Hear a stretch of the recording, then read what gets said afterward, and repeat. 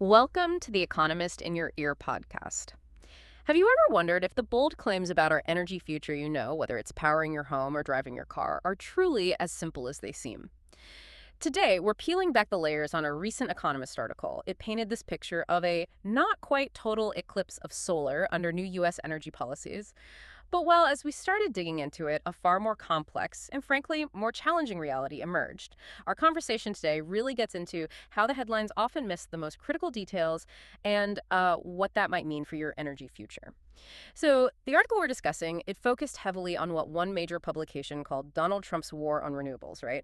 Specifically through this thing called the One Big Beautiful Bill, or OBBB, signed into law back on July 4th. And from that perspective, this bill looked like a really significant shift. The Economist highlighted that the OBBB phases out key clean power tax credits, like the tech-neutral 45Y and 48E credits by 2028. It also pointed out scrapping the electric vehicle credit this September and new support for fossil fuel firms, making it easier, cheaper to drill on federal land. Yet that initial interpretation, the bill's core provisions, it largely checks out. We looked at the actual text, the Treasury summaries, and they do confirm these scheduled phase-outs. And that executive order on July 9th, it did instruct Treasury to curb these begin construction loopholes. And yes, the EV credits are set to end just as described. Yeah, okay. And when you look at the projected impact, the emissions impact, well, independent groups like Princeton's Repeat Model, Rhodium Group, they both estimate pretty significant increases in 2035 emissions compared to what we'd expect under the old IRA policies. How significant are we talking? Well, Princeton, for instance, points to roughly 470 million tons of CO2 equivalent higher. Rhodium's range is between 315 and 574 million tons. Wow. And just to give you some context, even at lower end, 315 million tons, that's bigger than Britain's total CO2 emissions for all of 2023. So this isn't just some number on a page. It really shifts the U.S. further from global climate goals. And that could affect, international relations, long-term competitiveness for greener industries. It's a big deal. Okay, so the basic facts line up with the article. But you're saying a deeper look suggests the Economist might have, well, understated some of the consequences, or maybe miscast the fallout. As you look deeper, what really jumped out at you? What were the overlooked details that shifted your view? What's particularly striking, and something the article only really hinted at, is the projected price shock for consumers. Price shock. Yeah. Other analyses, notably from Energy Innovation, they project wholesale power prices surging, maybe 25% by 2030, and get this, a staggering 74% by 2035. 74%. 74%. And this isn't just, an abstract economic thing. It could add $230 billion annually to energy bills across the country. That's huge. What does that mean for the average person? Well, put it this way. It's like adding an average of maybe $2,000 to every U.S. household's energy cost. Oh. Every year. That's a far more substantial impact, hitting your wallet directly in a way the original article just barely touched on. That really does paint a different picture, doesn't it?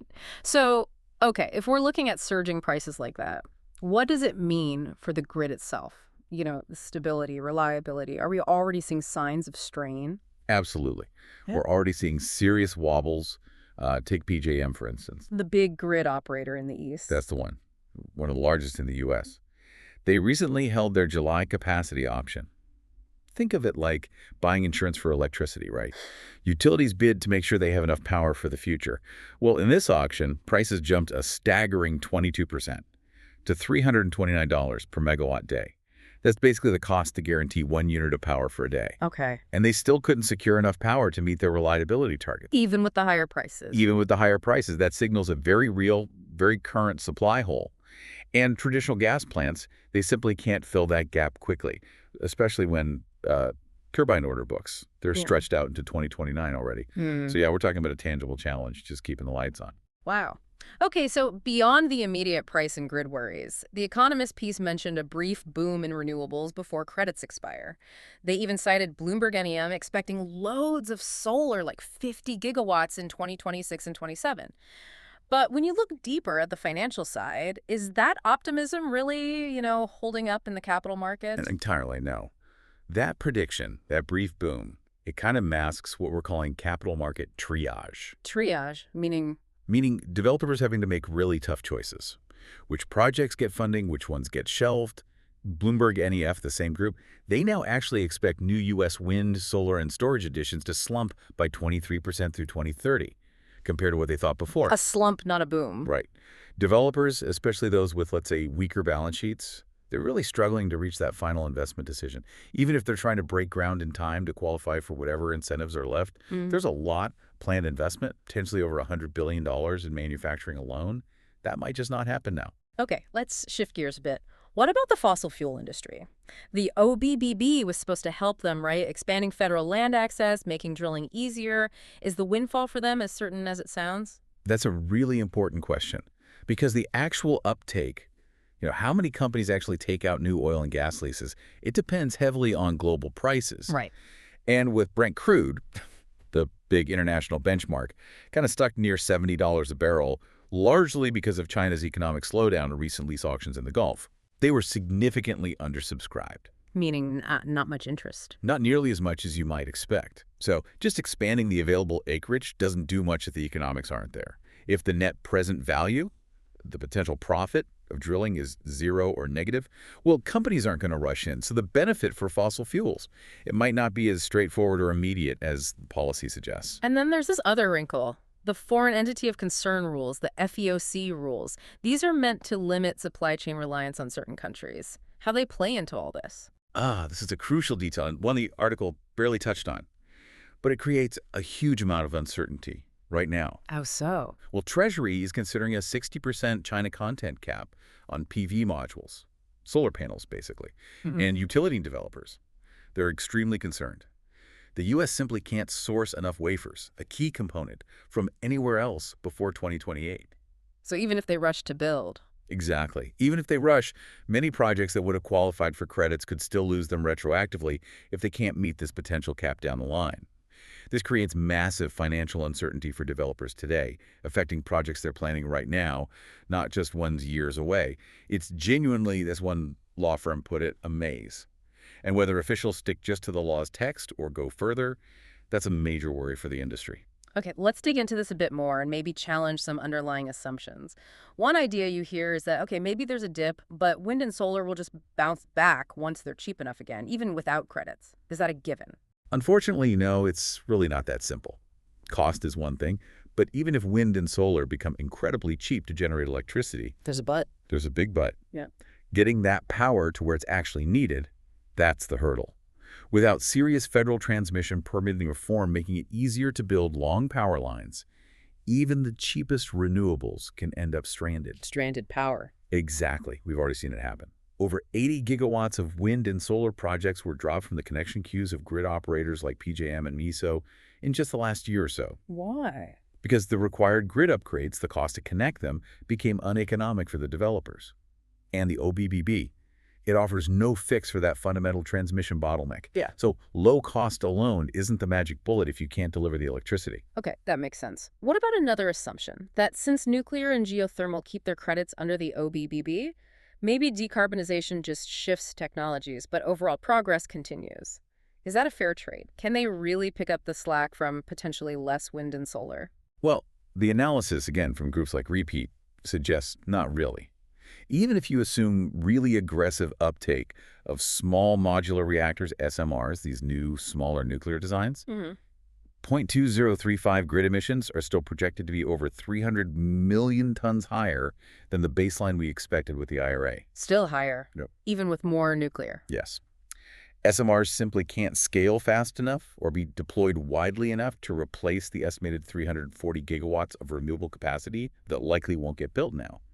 So no, it's not just a simple shift from one clean tech to another.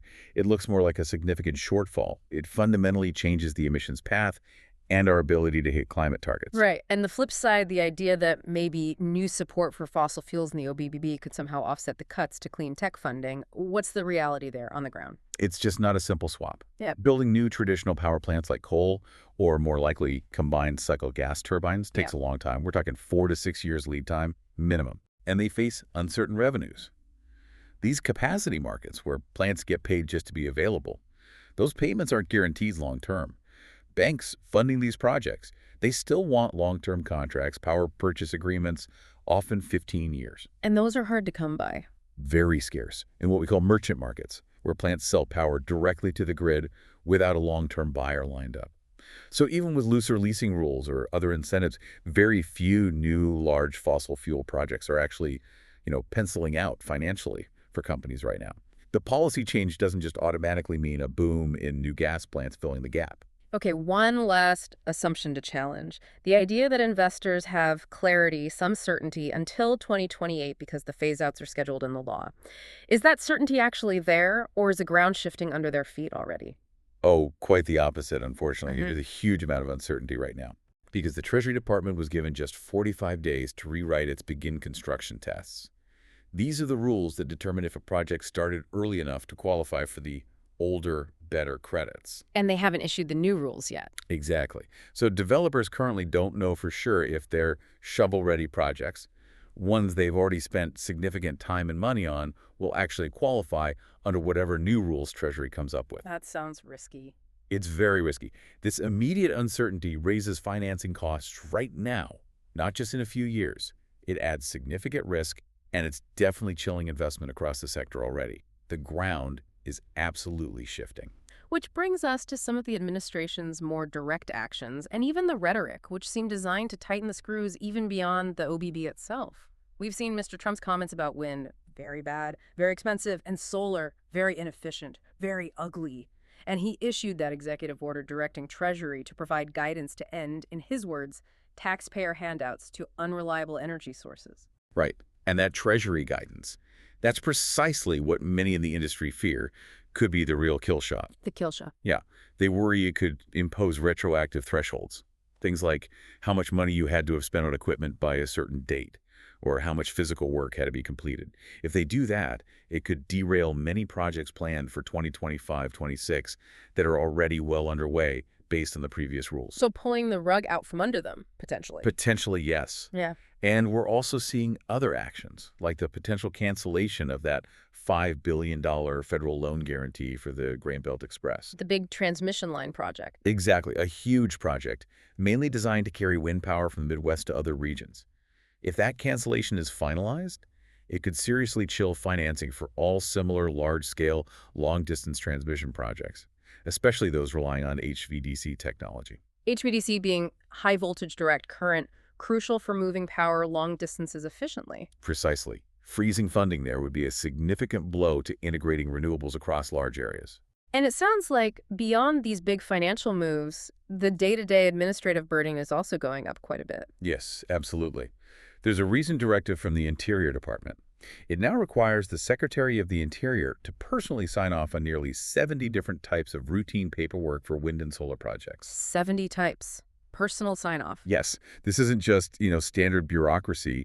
This will inevitably impose new, costly delays on projects that are already racing against the clock to meet whatever deadlines remain for credits. It's a pretty clear administrative move to slow things down. Okay, so putting it all together, we have policy changes, potential retroactive rule changes, administrative slowdowns.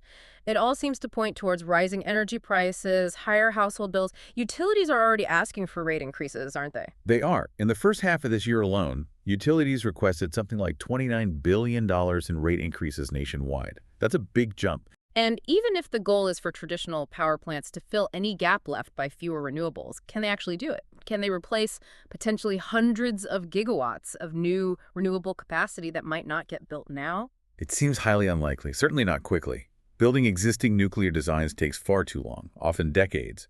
And the new advanced designs, like SMRs, they're still mostly in the prototyping phase, not ready for mass deployment. And gas plants. Gas turbine manufacturers, as we mentioned, have backlogs stretching out 4 years or more for their equipment.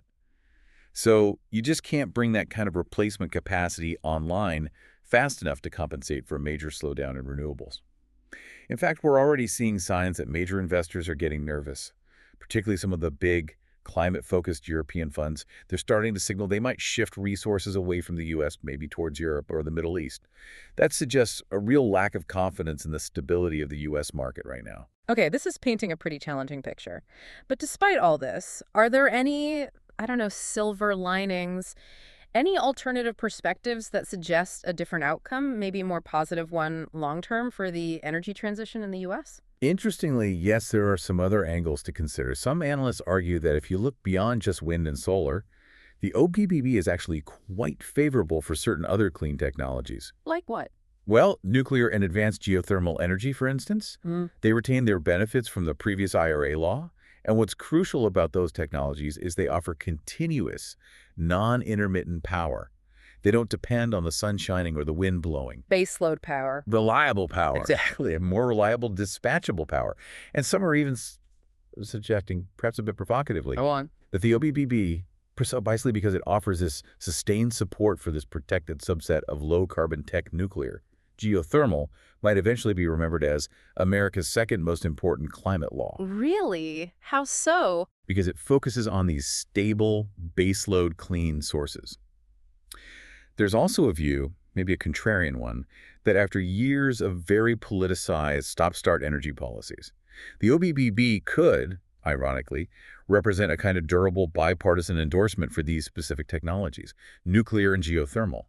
That could potentially give investors more confidence for those types of projects looking out towards the mid-2030s, a different kind of long-term stability focused on different technologies. That's an interesting perspective. So, okay, bringing it back to the present.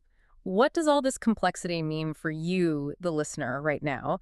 And what are the key things we should be watching for in the near term to see how this actually plays out? Yeah, there are definitely a few key signposts to keep an eye on.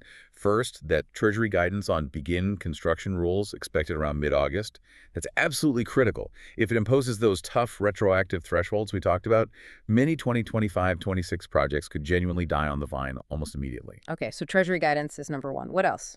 Second, the fate of that Greenbelt Express loan guarantee. If the cancellation is upheld, it could send a really chilling message across the board for financing any future long-distance merchant HVD transmission lines. Big implications for moving power. Got it. Third. Third, watch for what you might call state defection. We're already seeing governors in high-growth, often Republican-leaning states, think Texas, Georgia, North Carolina, exploring state-level incentives. Things like investment tax credits to try and blunt these projected electricity price spikes for their residents and businesses. We might see initial bills for those surfacing maybe early 2026. So states stepping in where federal policy pulls back. And finally, keep an eye on the Utility Integrated Resource Plans, or IRPs. These are the long-term forecasts utilities make about how they'll meet future electricity demand. The next big round is due in 2026. Early drafts of those IRPs could reveal a real structural cost reset. They might signal a tilt back towards running aging gas plants longer, maybe building fewer renewables, needing higher reserve margins, extra capacity just in case. And that would directly impact your energy bills and the reliability of your power down the road. okay, so wrapping this up, what we've discussed today really suggests that while the OBBB might not be a total kill switch for U.S. renewables, as maybe some headlines imply, it certainly seems the initial economist framing understated the immediate economic pain, especially potential price hikes, and maybe overestimated how quickly other non-intermittent clean technologies like nuclear or geothermal can actually fill that gap. It feels like the administration's layered actions, the interior sign-offs, the Treasury rule tightening, potential DOE loan pullbacks, are turning what looked like a scheduled phase down into more of a moving target, one that private capital is finding really hard to hit. That's precisely right. Whether Treasury ultimately opts for a lighter touch with its guidance or comes down with a heavier hand, that will really determine the short-term path, a sprint to finish projects or a sudden slump. But either way, the real loser in all this constant policy whiplash, it's time itself. Every year of this kind of uncertainty, these shifting goalposts, it locks in potentially billions of tons of avoidable CO2 emissions. And it pushes that vision of a cheaper, cleaner, more reliable grid further and further over the horizon. Verlaz is asking, at what cost do we keep stalling innovation and delaying what many see as an absolutely inevitable and crucial energy transition?